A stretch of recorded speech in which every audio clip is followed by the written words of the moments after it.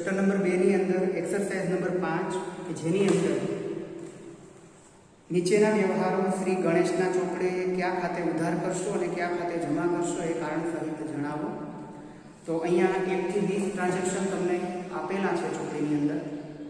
તો એ પ્રમાણે આપણે શ્રી ગણેશના ચોપડે ગણેશની જે વ્યવહારની જે બે અસરો થાય કે બેવડી અસર થાય એ વિગતવાર સમજીએ. તો પ્રથમ છે 75,000 રૂપિયા રોકડા લાવી ધંધો શરૂ કર્યો. તો ધંધાની અંદર 75,000 રૂપિયા રોકડા લાવવામાં આવે છે. તો ધંધામાં રોકડ આવે છે, એની સામે મૂડી તરીકે સ્થિર થાય છે. લાભ આપનાર વ્યક્તિ છે માલિક એટલે કે ગણેશ. તો અહીંયા ગણેશના નામથી કોઈ ખાતું નહીં ખુલે, કારણ કે ઓલરેડી એના નામથી તમે ટ્રાન્ઝેક્શન એના ચોપડે તો અમે વ્યવહાર લખીએ છીએ. તો એનું મૂડી ખાતું ઊભું થશે. એટલે કે અહીંયા પ્રથમ છે કે પ્રથમ અસર થશે રોકડ ખાતે ઉધાર, રોકડ ખાતે ઉધાર. અને બીજું છે વ્યક્તિ લાભ આપનાર છે પણ એનું મૂડી ખાતું ઊભું થાય એટલે મૂડી ખાતે જમા. બીજું છે ત્યાં સેકન્ડ તો કે 2,000 રૂપિયાનો પૂજાનો ખર્ચ થયો. એટલે તમે જ્યારે નવો ધંધો શરૂ કરો તો એવે વખતે જે હોમ હવન વિધિ કરાવો છો તો ચા પાણી નાસ્તાનો પણ ખર્ચ થાય. તો આવો ખર્ચ એક જ વખતનો છે, એના માટે એ ખર્ચ વારંવાર ઊભો નથી થવાનો. એટલે તમે એ એક જ વારનું જે હોય એટલે એના માટે કોઈ ખાતું ખોલવામાં નથી આવતું. એને પરચુરણ ખર્ચમાં પણ તમે એના મથાળાની અંદર પણ તમને આપણે એને નાખી શકીએ. એટલે પરચુરણ ખર્ચ એટલે પૂજાનો ખર્ચ એને પરચુરણ ખર્ચ તરીકે બતાવીએ. એટલે ખર્ચ ખાતું ઉધાર થશે ત્યાં, એની સામે 2,000 રૂપિયા ધંધામાંથી રોકડા થયા હશે તો ત્યાં પરચુરણ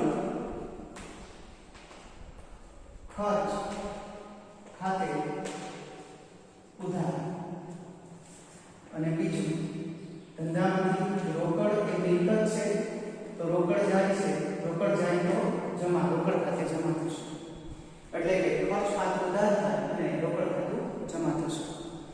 ત્રીજું છે 10,000 રૂપિયાનું અંગત ફર્નિચર ધંધામાં લાવ્યા. અંગત એટલે ઘરનું ફર્નિચર, ઘરેથી ધંધામાં લાવે છે, અથવા તો ઘરનું ન હોય તો કોઈ પણ પ્રકારનું ફર્નિચર એ ધંધામાં લાવે છે. ખરીદીને લાવ્યા એવો શબ્દ નથી. તો અહીંયા હશે ત્યાં અંગત ફર્નિચર છે તો કે ધંધાની અંદર મિલકત સ્વરૂપે લાવો છો. ફર્નિચર ધંધામાં આવે, ફર્નિચર એટલે કે મિલકત આવે તો ઉધાર, એટલે ફર્નિચર ખાતે ઉધાર.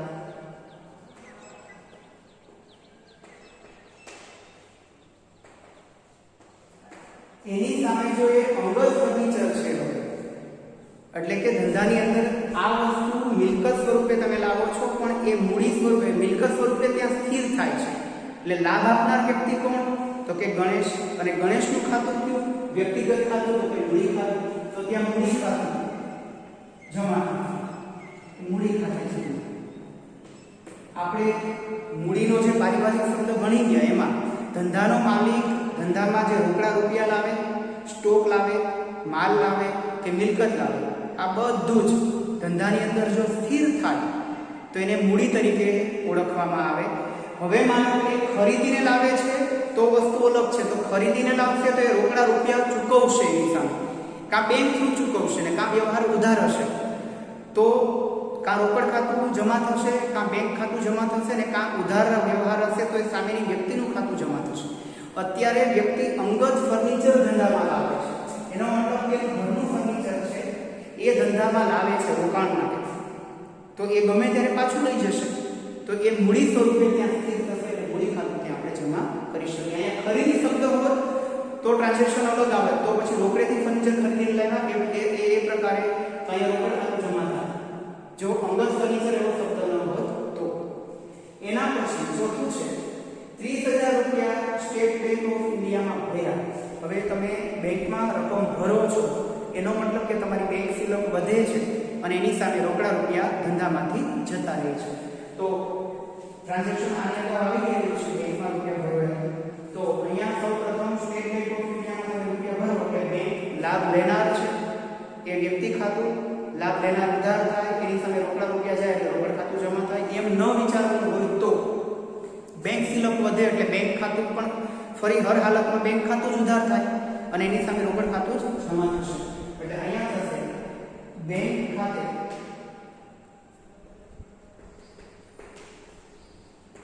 ઉધાર. અહીંયા બેંક સિલક તમે લખો તો પણ ચાલે અને એમ ન લખવું હોય તો એસબીઆઈ ખાતે ઉધાર એમ પણ લખી શકો. સ્ટેટ બેંક ઓફ ઇન્ડિયા ખાતે ઉધાર. અને બીજું છે ત્યાં રોકડ ખાતે જમા.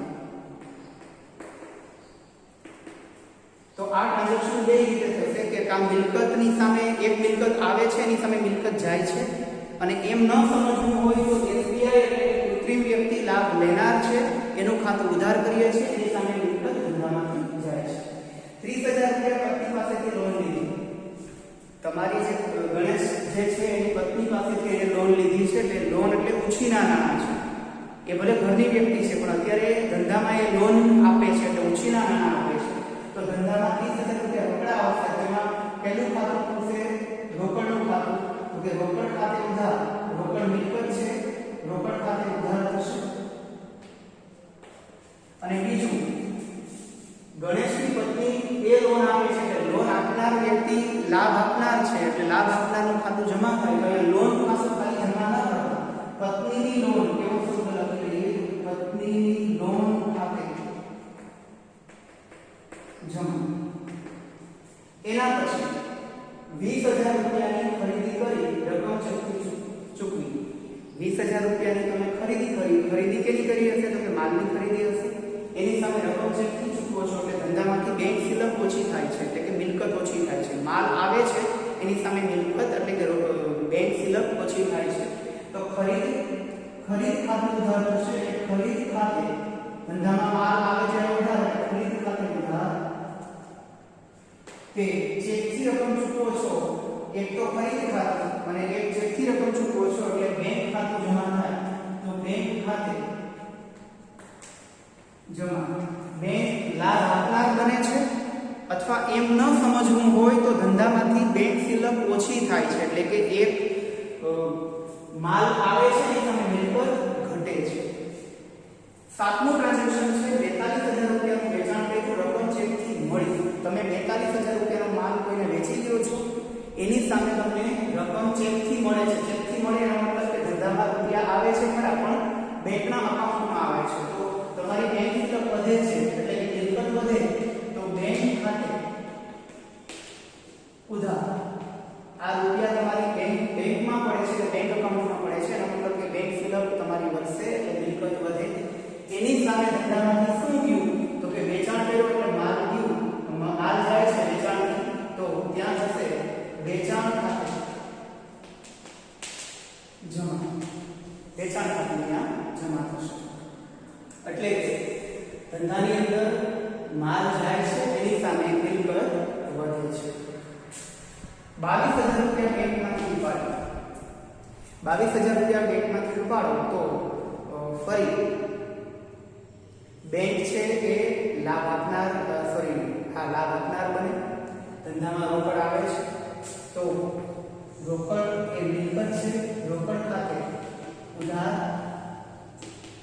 અને બીજું બેંક ખાતે જમા. રોકડ ખાતે ઉધાર અને બેંક ખાતે જમા. તો રોકડ ધંધામાં આવે એટલે રોકડ સિલક વધે ધંધામાં એની સામે બેંક સિલક ઓછી થાય છે એટલે એક મિલકત વધે છે ને એક મિલકત ઓછી થાય છે. એમ ન સમજવું હોય તો રોકડા રૂપિયા ધંધામાં આવે છે એની સામે બેંક લાભ આપનાર છે એટલે કે કૃત્રિમ વ્યક્તિ લાભ આપે છે. 2,000 રૂપિયા વિના પ્રીમિયમના ચેકથી ચૂકવવા. ચેકથી ચૂકવો છો એટલે ફરી બેંક સિલક ઓછી થાય અથવા તો બેંક લાભ આપનાર બને. તો વીમા પ્રીમિયમ છે એ ખર્ચ છે. ખર્ચ ખોટ કે નુકસાનનું ખાતું ઉધાર થાય તો અહીંયા વીમા પ્રીમિયમ ખાતે બે ખાતામાં એક વીમા પ્રીમિયમનું ખાતું વીમા પ્રીમિયમ ખાતે ઉધાર થશે. એની સામે ચેકથી રકમ ચૂકવો છો એટલે ધંધામાંથી રોકડા રૂપિયા નથી જતા પરંતુ બેંક સિલકમાંથી બેંક સિલક ઓછી થાય છે બેંકમાંથી તો બેંક ખાતું જમા થશે એટલે બેંક લાભ આપનાર બને છે અથવા તો તમારા ધંધામાંથી બેંક સિલક એટલે કે મિલકત ઓછી થાય છે એટલે મિલકત જાય છે એટલે બેંક ખાતું જમા આવે. એના પછી 3500 રૂપિયા દલાલીના મળ્યા. દલાલી ને મળે છે કે આવક છે મળ્યા છે તો રોકડા મળ્યા છે તો એનો મતલબ કે મળેલું છે એનો મતલબ કે રોકડ આવે છે તો રોકડ ખાતે ઉધાર.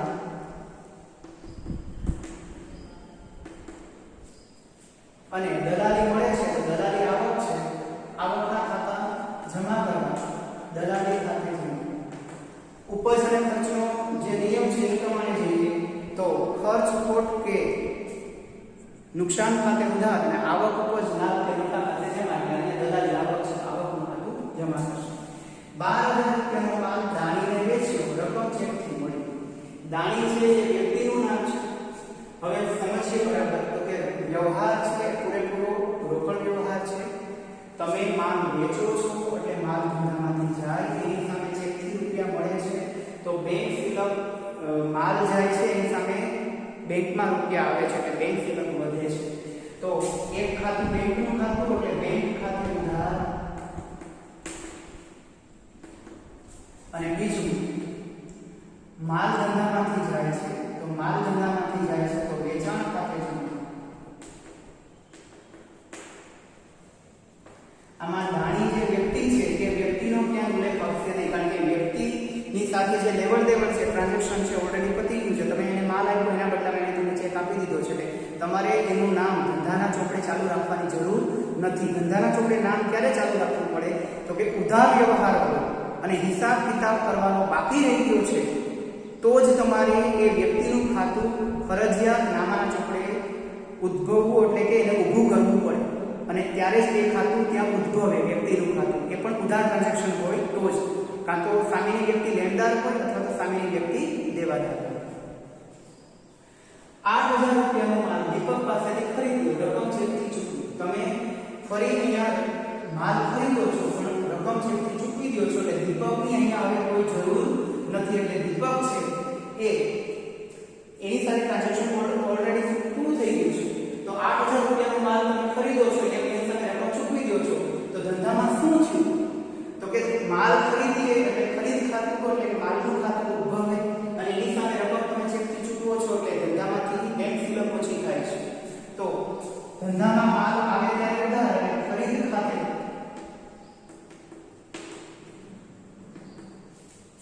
ઉધાર, અને એવી જ રીતે ચેકથી રકમ ચૂકવો એટલે બેંક સિલક એટલે કે મિલકત ઓછી થાય, મિલકત જાય તો જમા, તો બેંક ખાતે જમા. એમ ન સમજવું હોય તો બેંક એ કૃત્રિમ વ્યક્તિ છે, લાભ આપે છે ધંધાને. રૂપિયા કે તમારા વતી રૂપિયા એ ચૂકવી દે છે તો એનો મતલબ કે લાભ આપનારનું ખાતું જમા થાય. 13મું ટ્રાન્ઝેક્શન 2500 રૂપિયા ધંધામાંથી અંગત ઉપયોગ માટે ઉપાડ્યા. ધંધામાંથી ધંધાના માલિકે રૂપિયા ઉપાડ્યા છે એટલે રોકડા રૂપિયા લઈ લીધા છે. તો રોકડ ટ્રાન્ઝેક્શન છે એટલે એનો મતલબ કે ધંધામાં એક રોકડ ખાતું અહીંયા વ્યવહારમાં ઉદ્ભવશે. રોકડા ધંધામાંથી ગયા તો ઉપાડ ખાતું ઉદ્ભવે. જેમ ધંધાનો માલિક ધંધાને પણ આપે છે ત્યારે મૂડી ખાતું ઉદ્ભવે છે. એક અહીંયા છે મૂડી ખાતું અને બીજું અહીંયા ફર્નિચર લાવ્યા ત્યાં મૂડી ખાતું છે. તો એમ અહીંયા હવે ઉપાડ થાય છે. તો ધંધામાંથી ઉપાડ થાય એટલે ઉપાડ ખાતે ઉધાર થશે, કારણ કે ધંધાનો માલિક ધંધામાંથી રકમ ઘરે લઈ જાય છે પોતાના અંગત વપરાશ માટે. તો એ માલ હોય, મિલકત હોય કે રોકડા રૂપિયા હોય કે સ્ટોક હોય, કંઈ પણ હોય તો એ ઉપાડ તરીકે લખાશે. એ આપણે પારિભાષિક શબ્દોની અંદર શીખી ગયા છીએ. તો ઉપાડ ખાતે ઉધાર થશે. એની સામે રોકડા ધંધામાંથી ગયા છે, અંગત ઉપયોગ માટે ઉપાડ્યા છે, રોકડા જ ગયા છે તો રોકડ ખાતું જમા થશે. રોકડ ઓછી થશે તો રોકડ ખાતે જમા થશે. રોકડ છે એ મિલકત છે અને મિલકત ઓછી થાય એટલે મિલકત જાય તો જમા થશે. 14મું ટ્રાન્ઝેક્શન છે 1500 રૂપિયાનો માલ ધંધામાંથી અંગત વપરાશ માટે લઈ ગયા. ફરી અહીંયા રોકડા લઈ ગયા છે, રૂપિયા અહીંયા માલ લઈ ગયા છે. તો અહીંયા ફરી ઉપાડ છે. તો એક ખાતું ઉપાડનું ખાતું એટલે ઉપાડ ખાતે ઉધાર. અહીંયા જેમ ધંધામાંથી રૂપિયા મિલકત જાય તો જમા થયું. અહીંયા 14મા ટ્રાન્ઝેક્શનની અંદર માલ ધંધામાંથી જાય છે પણ ઉપાડ સ્વરૂપે જાય છે. એટલે ધંધાનો માલિક માલ ઉપાડે છે તો ઉપાડ ખાતું ઉધાર થશે. એની સામે ધંધામાંથી માલ જાય છે એટલે માલ જાય તો ઉપાડથી ગયેલ માલ ખાતું જૂના કોર્સ પ્રમાણે જમા થાય. એમ ન કરવું હોય તો તમે જે માલ ખરીદો છે એમાંથી તમારો માલ ઓછો થયો એટલે ખરીદ ખાતું ત્યાં જમા થાય છે નવા કોર્સ મુજબ. તો અહીંયા ઉપાડથી ગયેલ માલ ખાતે જમા એમાં લખી શકાય, પરંતુ અત્યારે લખાશે ખરીદ ખાતે જમા. તમે જે માલ ખરીદીને લાવ્યા હતા એ ખરીદેલો માલ જે હતો એમાંથી તમે માલ ઓછો કરો છો, એનો મતલબ કે ત્યાં ખરીદ ખાતું તમે જમા કરી શકો. કારણ કે ખરીદ ખાતું છે એ ખરીદેલો માલ છે એમાંથી તમારો માલ ત્યાં ઓછો થાય છે.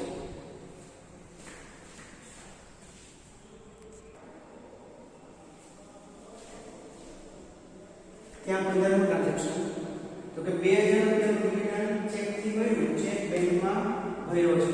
હવે ડિવિડન્ડ એટલે કે શેરમાં તમે રોકાણ કર્યું છે એના માટે તમને ડિવિડન્ડ મળે છે. તો ડિવિડન્ડ એ આવક છે ધંધાની, એટલે આવકનું ખાતું જમા થાય. એની સામે તમને એ ચેક મળે છે, ચેક તમે ઓલરેડી બેંકમાં ભરી દો છો એટલે તમારી બેંક સિલક વધે છે, અથવા બેંકમાં તમે ચેક ભરો એટલે બેંક લાભ લેનાર. તો અહીંયા થશે પ્રથમ અસર તો કે બેંક ખાતે ઉધાર. બેંક યા તો લાભ લેનાર છે એટલે એનું ખાતું ઉધાર થાય, અથવા તો તમારી બેંક સિલક વધે છે એટલે તમારું બેંક ખાતું ઉધાર થાય. એની સામે બીજા નંબર ડિવિડન્ડ ખાતે જમા. એના પછી 200 રૂપિયા બેંકે વ્યાજના જમા કર્યા. તમારા ખાતાની અંદર તમારું જે બેંક એકાઉન્ટ છે એમાં 200 રૂપિયા તમને વ્યાજ બેંક તરફથી મળ્યું છે, તો એ તમારા ખાતામાં ઓલરેડી જમા થઈ ચૂક્યા છે. તો ત્યાં નોંધ થશે, તમારા ખાતાની અંદર રૂપિયા જમા થાય એટલે અહીંયા નોંધ થશે બેંક સિલક ખાતે ઉધાર. અને બીજું બેંક વ્યાજ ખાતે જમા. હવે અહીંયા ફરજિયાત બેંક સિલક ખાતું અથવા તો બેંક ખાતું ત્યાં ઉધાર થશે. એનું કારણ છે કે બેંક અત્યારે હવે લાભ લેનાર નથી. એ વ્યક્તિ ખાતા પ્રમાણે નથી સમજવાનું. અત્યારે આપણે એ રીતે સમજવાનું કે તમારી બેંક સિલક એટલે તમારી મિલકતની અંદર વધારો થયો છે, કારણ કે બેંકે તમને વ્યાજ આપ્યું છે. તો બેંક સિલક તમારી વધે છે એટલે ફરજિયાત એટલે બેંક સિલક એવો શબ્દ લખ્યો છે કે બેંક સિલક એટલે તમારી મિલકત વધે છે. એ મિલકત શું કામ વધે છે? તો કે બેંક વ્યાજ રૂપી તમને આવક થાય છે. એટલે બેંક વ્યાજ તમારા માટે આવક છે. તો મિલકતમાં વધારો થાય એટલે મિલકત આવે તો ઉધાર, એની સામે આવક થાય એટલે આવકનું ખાતું જમા થાય. એવી જ રીતે અહીંયા 17 નું ટ્રાન્ઝેક્શન કે 100 રૂપિયા બેંકે ખર્ચના ઉધાર રહે છે. તમારા ખાતામાં જેમ જમા થયા એમ રૂપિયા ઉધાર પણ થાય. બેંક આખું વર્ષ તમને જે સેવાઓ આપે છે એના બદલામાં એ બેંક ચાર્જીસ વસૂલ કરે, ચાર્જ વસૂલ કરે અમુક પોતાનો. એ તમારી પાસે માંગવા નથી આવતી, પરંતુ તમારા ખાતામાંથી આપોઆપ રૂપિયા એ કાપી લે છે અમુક સમયે. તો એને 100 રૂપિયા ચાર્જના વસૂલ કર્યા છે, તો તમારા ખાતામાંથી એ તમારા અકાઉન્ટમાંથી કાપી નાખ્યા છે, એટલે કે એ બેંકે પોતાની પાસે રાખી લીધા છે. તો અહીંયા નોંધ થશે, એમાં ફરી બે ખાતા છે, એક ખર્ચનું ખાતું અને એક છે કે બેંકનું ખાતું છે. તો અહીંયા હવે બેંક એ લાભ લેનાર બને છે, તમારી પાસેથી એ લાભ લે છે. તો અહીંયા એ વ્યક્તિ ખાતાને ધ્યાનમાં રાખી નથી સમજવાનું. ફરી અહીંયા તમારે બેંક સિલકને ધ્યાનમાં રાખીને સમજવાનું છે કે તમને જે ખર્ચ થયો છે બેંક ચાર્જ, તો એને ખર્ચ ખાતું ઉધાર થશે એટલે બેંક ચાર્જીસ ખાતે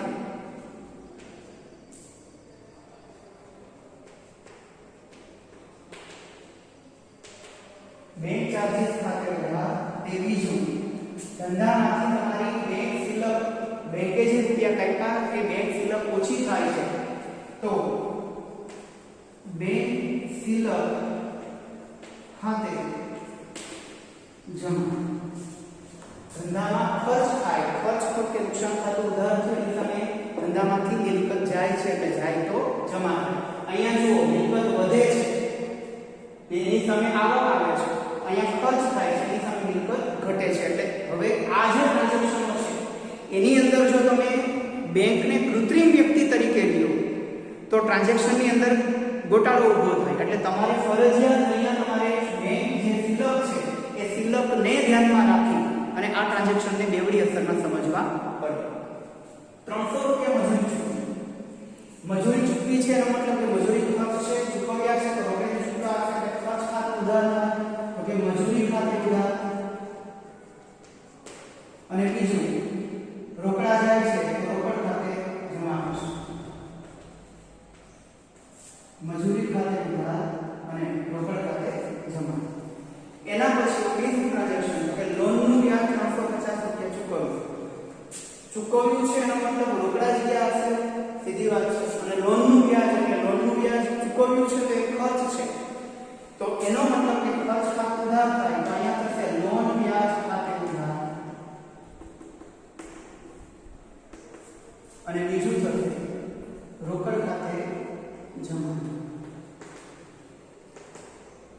છેલ્લું ને આખરી ટ્રાન્ઝેક્શન, યંત્ર ખરીદ્યું 12,000 રૂપિયાનું યંત્ર ખરીદો છો, એમાં કોઈ પ્રકારનો ઉલ્લેખ નથી રોકડનો, બેંકનો કે કોઈ કૃત્રિમ વ્યક્તિનો, તો ટ્રાન્ઝેક્શન છે પૂરેપૂરું રોકડ વ્યવહાર કહી શકાય. ધંધામાં યંત્ર આવે છે એટલે એક યંત્ર ખાતું, અને ખરીદો છો એનો મતલબ કે ખરીદો છો એની સામે રોકડા રૂપિયા જાય છે, રોકડ ટ્રાન્ઝેક્શન જ ગણાય. તમારા જે નિયમ તમે સમજાવ્યા છે એ પ્રમાણે. તો ધંધામાં યંત્ર આવે છે તો એક અસર યંત્ર ખાતે કે યંત્ર ખાતે ઉધાર થશે, અને બીજું ધંધામાં રોકડા જાય છે તો રોકડ ખાતે જમા થશે, તો રોકડ ખાતે જમા. તો અહીંયા તમારી એક્સરસાઇઝ નંબર 5 એટલે દાખલા નંબર 5 છે એ પૂરો થાય છે, અને અહીંયા તમારું ચેપ્ટર નંબર 2 પણ પૂરું થાય છે. હવે ચેપ્ટરની અંદર જેટલા પણ ઉદાહરણ છે એક્ઝામ્પલ, એ એક્ઝામ્પલ મેં અહીંયા એટલા માટે નથી સમજાવ્યા કે ઓલરેડી ટેક્સ્ટ બુકની અંદર એ સમજાવેલા છે. તો જે વસ્તુ સમજાવેલી છે એને ફરી અહીંયા એકની એક વસ્તુ રિપીટ કરવાનો કોઈ મતલબ નથી. બીજું કે એ ઉદાહરણ જે છે એ ઉદાહરણ ઘરે તમારે ચોપડીમાં જોયા વગર, જવાબ જોયા વગર તમારી જાતે આ રીતે મેળવી એક્સેલમાં એને ઉદાહરણને જવાબ મૂકવાના, અને તમારી ભૂલો ક્યાં થાય છે એ સમજવાનો પ્રયાસ કરવો. કોઈ પણ ટ્રાન્ઝેક્શન હોય એને ફરી અગાઉના લેક્ચરમાં કીધું એમ કે એને આ રીતે ઉદાહરણ જમાના તબક્કા વાઇઝ તમે એને મૂકવાનો પ્રયત્ન કરશો તો જ તમને નામું છે એ સમજાશે. એટલે સતત પ્રયત્નશીલ રહેવું અને સતત આ વ્યવહારો ઉપર ગ્રીપ મેળવતા રહેવું.